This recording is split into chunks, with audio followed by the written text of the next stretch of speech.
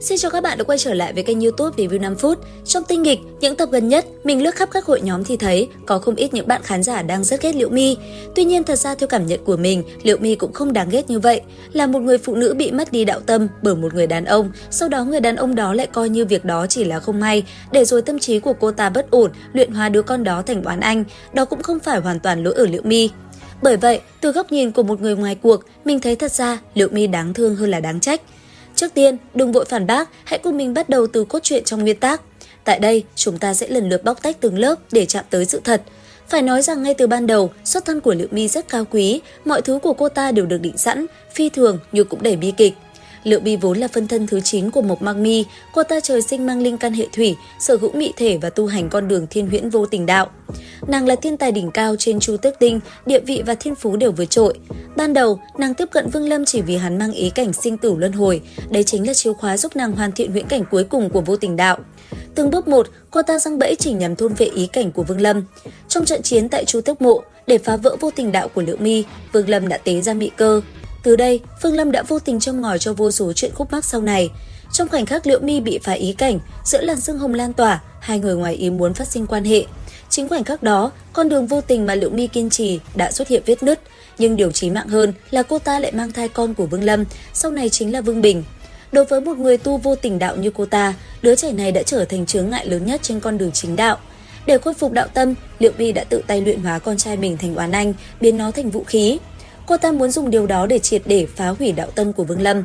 Sau khi làm tất cả những việc này, số phận cũng định sẵn, cô ta không còn cơ hội trở thành nữ chính. Cảnh tượng ấy cũng trở thành một trong những phân đoạn chấn động và đau lòng nhất của tinh nghịch.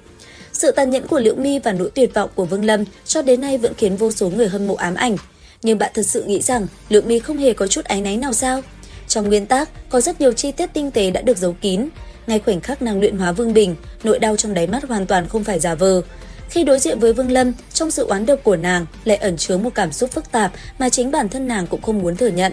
Có lẽ nàng chỉ là kẻ bị vô tình đạo trói buộc, bị vận mệnh cuốn đi, buộc phải dùng cách cực đoan nhất để bảo vệ con đường mình đã chọn.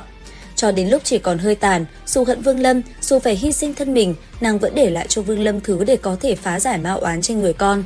Từ đây có thể thấy, phần tình người của Liễu My vẫn còn đó, nhưng điều Liễu My không hề biết, bi kịch ấy chẳng những không hủy diệt Vương Lâm mà ngược lại còn giúp hắn.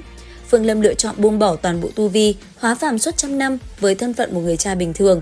Trong khoảng thời gian ấy, hắn ở bên Vương Bình, cùng con đi chọn một đời người.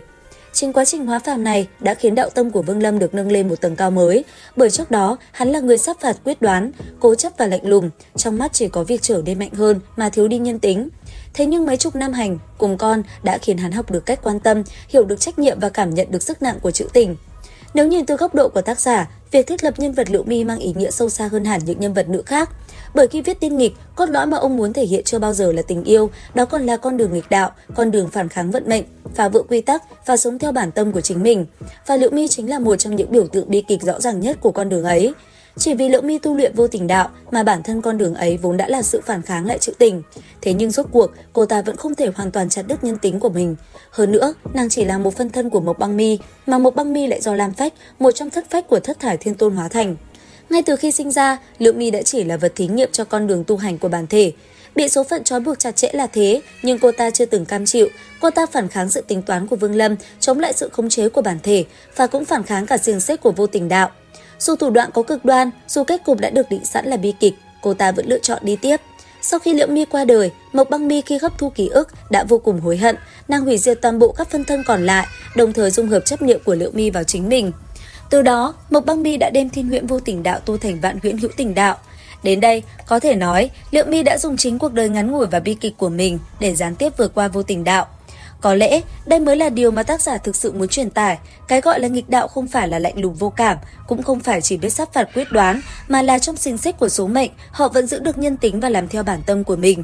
Chỉ tiếc rằng, Liễu My đã chọn sai cách, cô ta không nên luyện hóa con trai mình là Vương Bình thành oán anh.